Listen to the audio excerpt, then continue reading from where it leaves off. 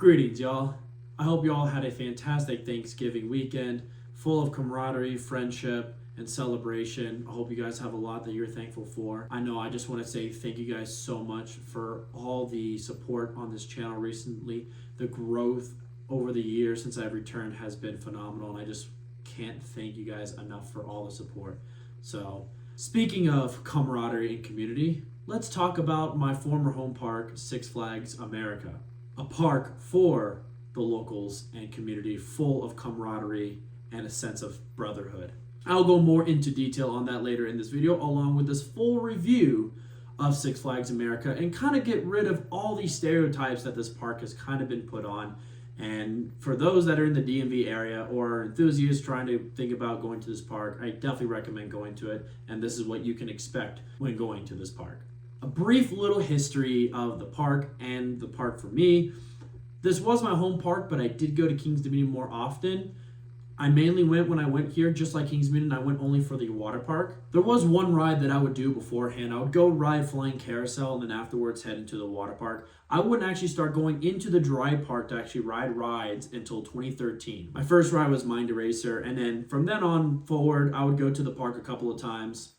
And it wasn't until COVID that it started to switch, and I started actually going to Six Flags America more than I visited Kings Dominion. So that's my history with the park. Now let's go into just a little bit of history. I will try not to make it too long, but there should be some context here for this park. This park technically started out as a safari drive-through back in 1974, so theoretically it's celebrating 50 years this year. But the park went through a lot of different ownership changes due to financial struggles, and eventually a new ownership decided to turn it into an amusement park. So they added 5 rides, including a train that took you through the safari rather than driving through the safari. They had a ride from Kings Dominion called Pirate's Flight. Their carousel is really unique as the animals on it are themed to the animals that you saw in the safari. And then the water park debuted with a couple of water slides, a wave pool, and an activity pool. 1986 saw their first ever roller coaster debut, the Wild One. They couldn't build a roller coaster from the ground up, but they did see the success of Phoenix at Knoebels and saw that they could grab a roller coaster that just shut down in Massachusetts and bring it to their park, and they named it the Wild One after the park Wild World. The park was then sold to what became Premier Parks, and it was renamed Adventure World, and this is where a lot of the growth of the park took off. The 90s saw a lot of growth in how the park was expanded, but also in terms of guest attendance. We all know what eventually happened. Premier Parks turned into Six Flags, and this is where the spending spree went out of control for this park. Eventually, this park stopped adding as many stuff as it was before, especially due to all the financial troubles that Premier Parks / Six Flags was having at the time. They eventually split up. Six Flags would be its own thing and continued the growth of this park by adding a ride or another attraction every single year to this place. And then finally, after COVID, a couple of other things have happened that led to where the park is now. So this park has had a rough history, especially in my opinion, during the early years of the Six Flags era with Premier Parks, as this is when the growth became consequential for the park to the point that the park is still suffering to this day from it. When they added Gotham City, which is where the animals used to be, they just built the rides and then had pathways connect to the rides. There was no grand design like there was with Western Street, Coyote Creek. They just put Joker's Jinx, then added a pathway to Superman, and then added a pathway to Batwing. Once you leave the Joker's Jinx Plaza, there is no food place. There is one merchandise shop, which is the exit gift shop for Superman. And prior to 2018, there wasn't even a restroom back in that area until one was built by Superman. There was a kids section back there. However, since 2021, that kids section no longer exists. I would hope that maybe in the near future that those flat rides that are back there can be spread around the park. They did help that area out by adding Wonder Woman, and Harley Quinn really makes that plaza really nice. But once again, if they can somehow fix that Superman and Batwing section, because legit, at Batwing, it's just the ride and a couple of vending machines. So I would hope in the near future. Now granted, in between Batwing and Superman is where they launch their fireworks, whenever they do their 4th of July or Memorial Day celebration. But still, I would like a little bit of more stuff back there to make the park have this nice connected flow to it, because it definitely feels really off having everything at the front of Gotham and then it slowly kind of dies off as you get to the back. But once again, that is a product of how Premier Parks expanded the park, and the park has been trying to deal with it. It's just going to take a while. But besides that, the pathway from Steamtown, which is their new for 2024 edition, which is a really nice addition to the park, if you take that pathway all the way over to Movie Town, best part of the whole park. The Steamtown, as I just mentioned, is absolutely phenomenal with all its new enhancements. The atmosphere there is great. But then right along Main Street and up to the theater with all that vegetation, really beautiful with the rides too. There's some great architecture with Heritage Food House Food Court. Also, the best food in the area is in this area as well. There's also some classic flat rides around here too with teacups, carousel. There's antique cars. There's the flying carousel. And then you got the kids section, Movie Town, which is still really nice. There used to be 2 kids sections like I mentioned before, so one of them is gone, but they still have the Movie Town kids section, which is the original kids section. So that area of the park, really, really nice, has a beautiful flow through it. It's just the rest of the park that does need a little bit of work. I would like to see a lot more trees and vegetation planted on the pathway from Roar all the way to Pirates Flight. And then, of course, the one section could use a little bit of facelift between Batwing and Superman if they can ever get to that. Rides themselves, there's some really nice collection of rides here. Obviously, for the thrill seekers, there's a lot to do here. Batwing is really unique. There's Superman, Ride of Steel, Joker's Jinx, Firebird, the 2 Woodies, and Skywinder. There is only 2 family roller coasters right now with Raging Cajun and Great Chase. So hopefully, if they do add a coaster, I'd rather it focus on the family side rather than the thrill-seeking side, because they already have the marquee attraction, Superman. So I would hope in the near future that if they do add like a Vekoma Family Boomerang or something else that's more designated for the little ones to ride with their parents. Because this park is a small local park for the community and for families.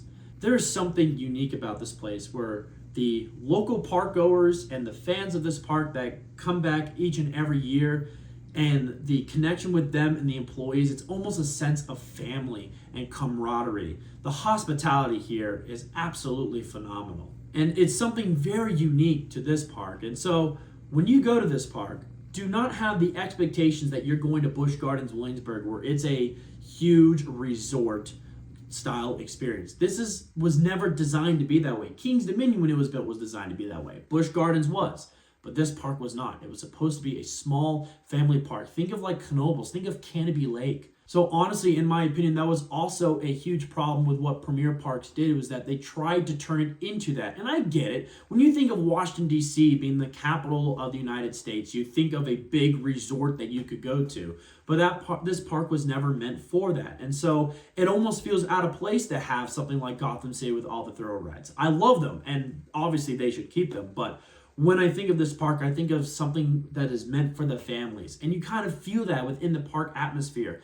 While there's a lot of corporate things about this park, like the Six Flags food, although Chop Six is the best Chop Six out of all the Six Flags parks, you also get a cool stuffed turkey leg that is good to share with, and there's some good stuff to get in Heritage Food Court. But besides that, it is the typical Six Flags food.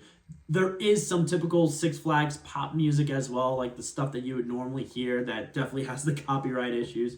Although there is some unique stuff like Gotham City and Mardi Gras and Main Street. Also, what's really cool too, which makes it also feel like a local park, when the park closes, it turns its music into jazz and reggae. Oh my gosh, it is so unique. I've never seen another park have specific closing time music. And it is something very special. The park has been doing it for a long time now, and I hope they keep it up, because that is another unique thing about this park. Another unique thing about this park is this park has a lot of firsts and a lot of unique attractions. Let me explain. In 1982, when they added the water park, they added one of the first ever wave pools, but they also had the first ever pro slide water slides ever built. Unfortunately, they are no longer there, but this is setting the stage for the other unique rides they have there. Both Roar and Mindy Racer, now Skywinder, are some of the earliest of their models. Roar is now the oldest operating GCI in America, and so is Skywinder, is the oldest operating Vekoma SLC. While originally not put here, Firebird, which used to be Apocalypse, formerly Iron Wolf at Great America, was the first ever B&M roller coaster ever built. Superman Ride of Steel was one of the first ever Intamin mega roller coasters ever built. Wild One is one of the oldest roller coasters operating in the world, over 100 years old. So that right there alone, there is some unique first attractions at this park that I just wanted to point out. I think it's super cool that there's a lot of history with this park. And you can kind of feel the history when you're at this place too. It is really unique. Another amazing thing that you must do is enjoy the entertainment. Most Six Flags parks that I have been to, unfortunately, don't have entertainment offerings that you would find at like a Cedar Fair or a SeaWorld United Parks place. But this one has not only a decent amount of entertainment, but it feels more localized than it does at a regular corporate park. Rhythmix that happens in the Grand Theater, absolutely phenomenal. This year's show was absolutely cool. You gotta check it out. The other one you gotta check out is the new heist stunt show that they do over in Steamtown. That is absolutely phenomenal. Those two shows are awesome. They even have a little show for the kids in the movie town called Camp Groove. And of course, as I mentioned, they do have a fireworks celebration during the summertime on any of the unique holidays like 4th of July or Memorial Day. So that is something to check out. These shows are a lot of fun and they feel grounded.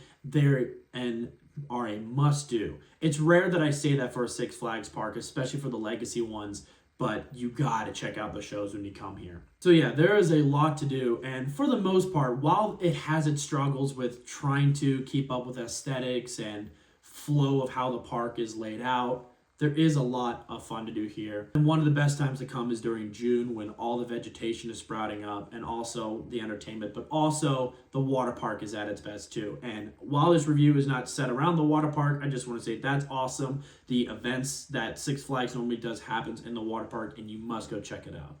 If you want the best time to go to Six Flags America, period, it's during Fright Fest. They do a phenomenal job. And once again, it feels very localized, very grounded, like if a family owned this park. There are some great mazes. One of them even is a story that is a legend about the park, which is really cool. But you also must see the shows here as well. They bring in a magician from time to time to perform here, but they also have their own show called Dead Man's Party.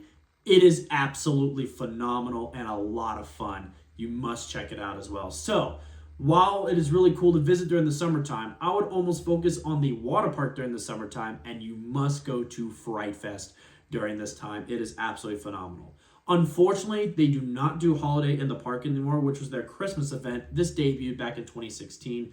I would love for it to come back. It is sad that it's gone. I also understand why it's gone too, but that was also a phenomenal Christmas event that also that was catered towards the families and definitely felt grounded as well. The lights displays were absolutely phenomenal. When it comes to this being a local park as well, you can definitely feel it in terms of how the park is operated. So if you want the best operations, definitely go on a weekend. That's when most of its coasters will run multiple trains. Batwing is a little bit more difficult for them to run more than one train, but you will run into one train operations when you go on the weekday because there is less crowds. The crowds are also more manageable here because this is a local park. So when you do come here on a weekend, you're not going to sacrifice hour-long waits or stuff like that. Most lines should be roughly between 20 and 30 minutes. Sometimes they can go a little bit overboard, but because of the hours of the park and how small the park is, you could probably come back to that ride later and have a shorter line.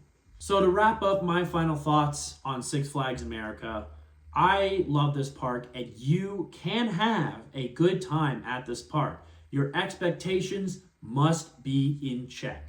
You're not going to go into this park thinking I'm at Hershey Park or I'm at Busch Gardens, Williamsburg, because that's not what this park is. And that's not a diss to this park in any way. This is a local park and it should be expected as such.